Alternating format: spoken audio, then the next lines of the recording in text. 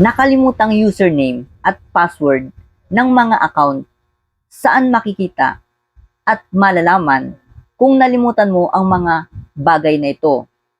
Nang sa ganon ay mabuksan mo na ang iyong mga account na nalimutan mo ang password.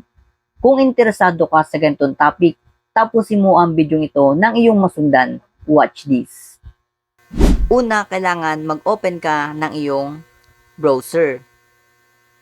I-search nyo dito itong Google Password Manager. So, pinutin nyo yan pag lumabas. Pagkatapos, pinutin ulit itong Password Manager. Dito guys, lalabas dito ang mga apps ninyo na kung saan ay nalimutan ninyo ang password.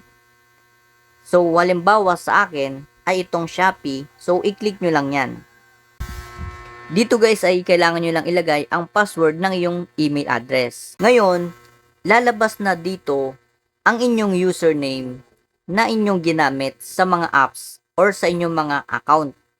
At dito naman sa bandang baba, andito naman ang inyong password na kung saan ay kung nalimutan ninyo ay malalaman nyo na dito kung ano ang nilagay ninyong password. So, para makita yan, i-click nyo lang itong icon dito sa may right side. Ngayon, inyo nang mabubuksan ang inyong account na nalimutan ninyo ang password. Kagaya na lamang ng Facebook account. Kung kayo ay may natutunan, pakibahagi naman po ng ating video. At kung kayo ay mayroong katanungan, ay maaari naman po kayong mag-comment dyan sa ating comment section at ating pong sasagutin yan sa pamamagitan ng tutorial. Thank you for watching.